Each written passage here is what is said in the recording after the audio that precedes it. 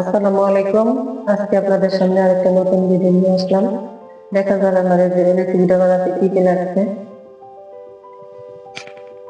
প্রথমে আমি দিয়ে দিচ্ছি একটু ময়দা, এরপর আমি দিব একটু চালের গুঁড়া, এরপর দিয়ে দিব আমি কর্নফ্লাওয়ার, এখানে দিয়ে দিব আমি জিরার গুঁড়া, এরপর দিয়ে দেব রসুন বাটা, দিয়ে দিচ্ছি কাঁচামরিচ বাটা, এরপর দিয়ে দিচ্ছি হলুদ গুঁড়া, দিয়ে দিচ্ছি সজের গুঁড়া, দিয়ে দিচ্ছি মরিচের গুঁড়া, এরপর দিয়ে দিচ্ছি লবণ,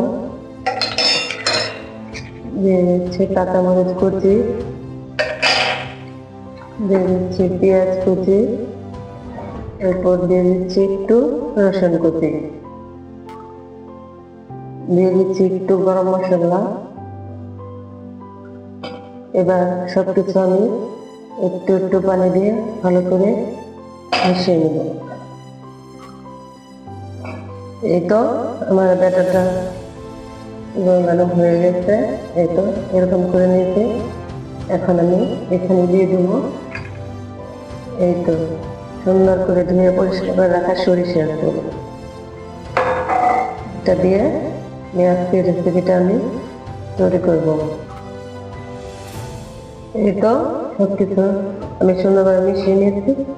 এখন আমি গোল গোল শেপ করে দিয়ে দেবো চুলাইতে। এই তো আমি একটা ফ্রাই প্যান বসিয়ে নিয়েছি, তেল দিয়ে দিয়েছি, তেলটা গরম হয়ে গেছে।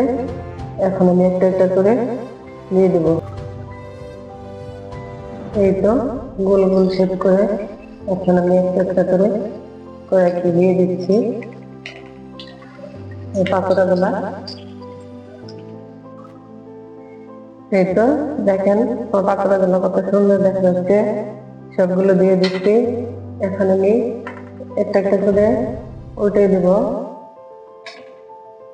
এক পাশ হয়ে গেছে, আরেক পাশে উল্টে দিব সবগুলা এরকম করে।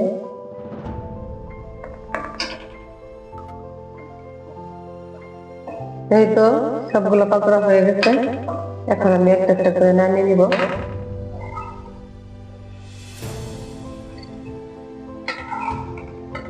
এই তো পাকোড়া গুলো হয়ে গেছে, সবগুলো পাকোড়া এখন বানানো শেষ। এখন আমি খেতে দেবো।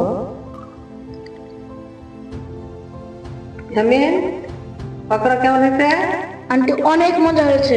তাই? হ্যাঁ। আচ্ছা, ধন্যবাদ ইয়ামিনকে। আজকের মতো এখানে বিদায়। আসসালামু আলাইকুম।